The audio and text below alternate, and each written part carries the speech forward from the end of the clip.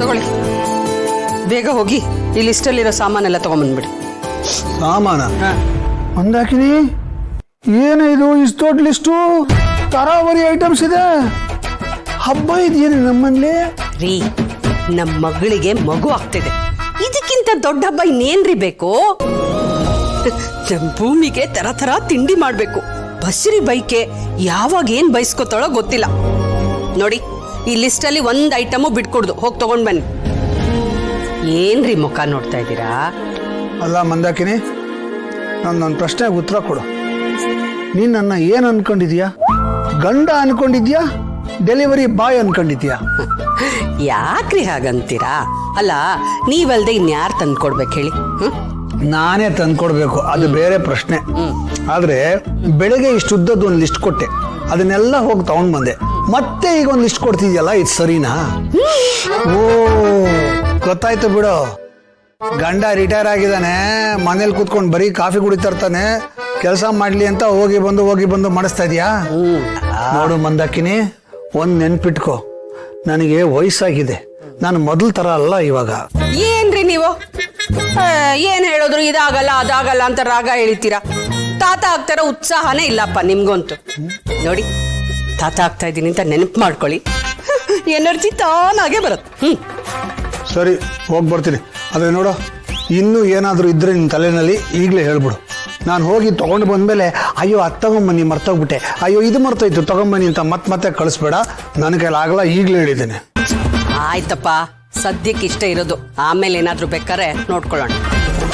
ಅಂದ್ರೆ ಲಿಸ್ಟ್ ಇನ್ನೂ ಇದೆಯಾನೆ? ಅದೆಲ್ಲ ಗೊತ್ತಿಲ್ಲ, ನಾನು ಹೇಳಿದಾಗೆಲ್ಲ ನೀವು ಹೋಗ್ಲೇಬೇಕು. ನಮ್ಮ ಮಗಳಿಗೆ ಮಗು ಆಗ್ತಾ ಇದೆ ರೀ, ನೀವು ಇಷ್ಟು ಮಾಡದೆ ಹೋದ್ರೆ ಹೇಗೆ? ಆಯ್ತು ಬಿಡು, ಹೋಗಿ ತಗೊಂಡು ಬರ್ತೀನಿ. ಮಗಳು ಮೊಮ್ಮಗು ಅಂತೆಲ್ಲ ಸೆಂಟಿಮೆಂಟಲ್ ಎಮೋಷನಲ್ ಬ್ಲ್ಯಾಕ್ ಮೇಲ್ ಮಾಡಬೇಡ. ಮಾಡದೆ ಹೋದ್ರೆ ನೀವೆಲ್ಲಿ ಹೋಗ್ತೀರಾ? 60 70 ಅನ್ನೋ ತರ ಕೂತಿರ್ತೀರಾ. ನಮ್ಮನ್ನ ನೋಡಿ ಎಷ್ಟು ಉತ್ಸಾಹದಂಗೆ ಕೆಲಸ ಮಾಡ್ತಾನೆ ಇರ್ತೀವಿ ನಾವು.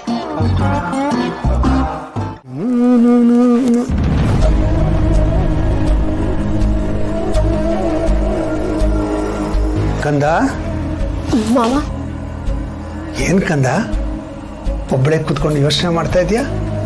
ಏನಿಲ್ಲ ಮಾವ, ಜಸ್ಟ್ ಹಾಗೆ ಸುಮ್ಮನೆ ಕೂತಿದ್ದೆ ಅಷ್ಟೆ. ನೋಡು ಕಂದ, ನೀನು ನನಗೆ ಸೊಸೆ ಇರ್ಬೋದು, ಆದರೂ ನೀನ್ ನನ್ನ ಮಗಳೇ. ನನಗೆ ಗೊತ್ತು ನಿನ್ನ ಮನಸ್ಸಲ್ಲಿ ಏನೋ ಒಂದು ಯೋಚನೆ ಇದೆ ಅಂತ. ಅದು ಹಾಗೇನೆ ಸುಮ್ಮನೆ ಕೂತಿದ್ರೆ ಏನೇನೋ ಆಲೋಚನೆಗಳು ಬರ್ತಾ ಇರುತ್ತೆ. ಒಂದು ಕೆಲಸ ಮಾಡು, ನೀನು ನನ್ನ ಜೊತೆ ಬಾ, ಶಾಪಿಂಗ್ ಹೋಗೋಣ. ನನಗೂ ಕಂಪ್ನಿ ಸಿಗತ್ತೆ, ನಿನಗೂ ಚೇಂಜ್ ಸಿಗತ್ತೆ, ಮನಸ್ಸು ಫ್ರೆಶ್ ಆಗತ್ತೆ. ಬಾ. ಏನಾಯ್ತು ಕಂದ, ಹೇಳು. ಅದು ಮಾವ, ನಿನ್ನೆ ರಾತ್ರಿ ನನಗೂ ಜೀವಾಗೂ ಸ್ವಲ್ಪ ಮಾತುಕತೆ ಆಯ್ತು. ಓ, ಏನಂತ? ಅದು ಮಗು ಬಗ್ಗೆ. ಅದೇ ಅಬಾರ್ಟ್ ಆಯ್ತಲ್ಲ, ಆ ಮಗು ಬಗ್ಗೆ. ಅಯ್ಯೋ, ಅದೊಂದು ಕೆಟ್ಟಗಳಿಗೆ ಮುಗಿದೋಯ್ತದು. ನಡೆದೋಗಿರೋದ್ರ ಬಗ್ಗೆ ಹಂಗೆಲ್ಲ ಯೋಚನೆ ಮಾಡಬಾರ್ದು, ಏನೂ ಪ್ರಯೋಜನ ಇಲ್ಲ. ಇದೊಂಥರ ಹಳೆ ಗಾಯನ ಕೆತ್ಕಿ ಹೊಸ ಗಾಯ ಮಾಡ್ಕೊಂಡಾಗತ್ತೆ. ನೋಡುಕಂತ, ಅದೇನೇ ಇರಲಿ, ನೀನು ಅದ್ರ ಬಗ್ಗೆ ಎಲ್ಲ ಚಿಂತೆ ಮಾಡಬೇಡ, ಮನಸ್ಸು ಕೆಡಿಸ್ಕೋಬೇಡ. ನನ್ನ ಹತ್ರ ಅದಕ್ಕೊಂದು ಸೊಲ್ಯೂಷನ್ ಇದೆ. ಸೊಲ್ಯೂಷನ್? ಹಾ, ಏನದು? ಈಗ ಭೂಮಿಗೆ ಭಾಗ್ಯಕ್ಕನ ಕೈಲಿ ಪೂಜೆ ಮಾಡಿಸಿ ಒಂದು ಹಣ್ಣು ಕೊಡ್ಸಿದ್ದಕ್ಕೆ ಫಲ ಸಿಗ್ತಾ ಇಲ್ವೋ, ಹಾಗೆ ನಿನಗೂ ಭಾಗ್ಯಕ್ಕನ ಕೈಲಿ ಪೂಜೆ ಮಾಡಿಸಿ ಒಂದು ಹಣ್ಣನ್ನ ಪ್ರಸಾದವಾಗಿ ಕೊಟ್ರೆ ನಿನಗೂ ಫಲ ಸಿಗತ್ತೆ. ನೋಡು ಕಂದ, ನಮ್ಮ ಪ್ರಯತ್ನ ಫೇಲ್ ಆಗ್ಬೋದು, ಪ್ರಾರ್ಥನೆ ಮಾತ್ರ ಫೇಲ್ ಆಗಲ್ಲ. ಆ ನಂಬಿಕೆ ನನಗಿದೆ. ನೀನೇನು ಚಿಂತೆ ಮಾಡಬೇಡ, ನಿನಗೂ ಒಳ್ಳೆ ದಿನ ಬರುತ್ತೆ, ಅದಕ್ಕೆ ಕಾಯ್ಬೇಕಷ್ಟೆ. ನಿಮ್ಮ ಮಾತು ಕೇಳ್ತಾ ಇದ್ರೆ ನನಗೆ ಎಷ್ಟೋ ಸಮಾಧಾನ ಅನ್ಸುತ್ತೆ.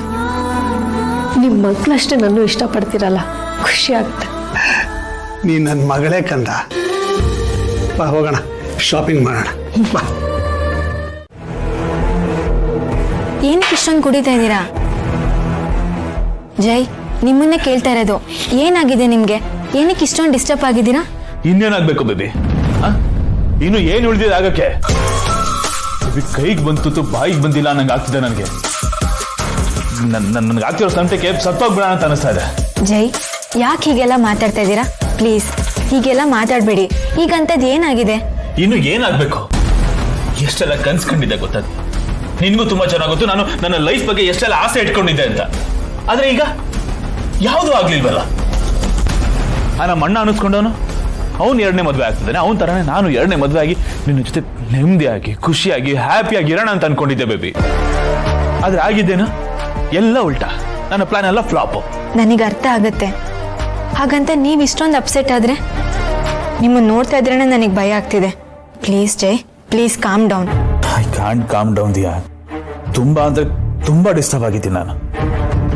ನಂದು ಒಂದು ಲೈಫ್ ಅಂತ ಅನ್ಸಕ್ ಶುರು ಆಗಿದೆ ನನಗೆ. ಅಲ್ಲ ಬೇಬಿ, ಒಂದ್ಸಲ ಓಕೆ, 2 ಸಲ ಓಕೆ, ಆದ್ರೆ ಪ್ರತಿ ಸಲ ಪ್ಲಾನ್ ಎಲ್ಲ ಫ್ಲಾಪ್ ಆಗ್ತಾನೆ ಇದೆಯಲ್ಲ ಬೇಬಿ.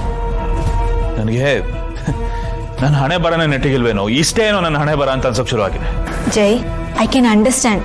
ಬಟ್ ಈ ತರ ಅಪ್ಸೆಟ್ ಆಗಿ ಕೂತ್ರೆ ನಮ್ಮ ಮೈಂಡೇ ತಾನೇ ಡಿಸ್ಟರ್ಬ್ ಆಗೋದು. ಹಾಗಂತ ಇನ್ನೂ ಎಷ್ಟು ದಿನ ಕಾಯಕ್ಕಾಗತ್ತೆ ಬೇಬಿ? ಇಷ್ಟ ಇಲ್ದೇ ಇರೋ ಈ ಲೈಫನ್ನ, ಬೇಡದೇ ಇರೋ ಈ ಲೈಫನ್ನ ಇನ್ನು ಎಷ್ಟು ದಿನ ಅಂತ ಬದುಕಬೇಕು ನಾವು? ಅದನ್ನ ಕೇಳ್ತಾ ಇದೀನಿ ನಾನು. ಜೊತೆಗೆ ನನ್ನ ಪಾಲಿನ ಶನಿ ಆ ಮಲ್ಲಿ ಇನ್ನು ಎಷ್ಟು ದಿನ ಅಂತ ಅವಳ ಜೊತೆ ನರಳಾಡ್ಲಿ ನಾನು? ದಿನ ಬೆಳಗ್ಗೆ ಆದ್ರೆ ಅವಳ ಮುಖ ನೋಡ್ಬೇಕು, ಅವಳು ಕೆಟ್ಟ ವಾಯ್ಸ್ ಕೇಳಬೇಕು. ಇಟ್ ಇಸ್ ಬ್ಲಡಿ ಇರಿಟೇಟಿಂಗ್ ಏನು. ಒಂದೊಂದ್ಸಲ ಅಂತ ನಾನು ಬರೋ ಕೋಪಕ್ಕೆ ಎಲ್ಲರನ್ನು ಲೈನ್ ನಿಲ್ಸಿ ಶೂಟ್ ಮಾಡಿ ಬಿಸಾಕಿ ನೀನು ಕರ್ಕೊಂಡು ಎಲ್ಲರೂ ನಿಮ್ದಾಗ ಜೀವನ ಮಾಡೋಣ ಅಂತ ಅನ್ಸುತ್ತೆ. ಅದೇನ್ ಮಾಡ್ಲಿ, ಆಗಲ್ವೇ? Bloody family system.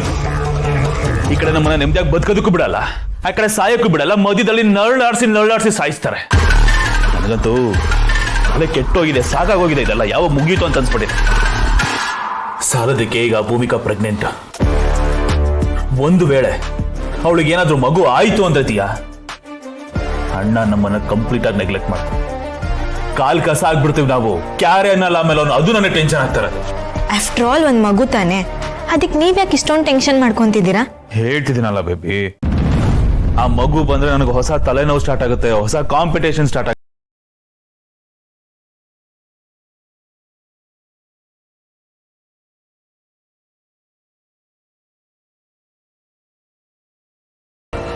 ಅದನ್ನು ಮುಗಿಸ್ಬಿಡ್ತೀನಿ.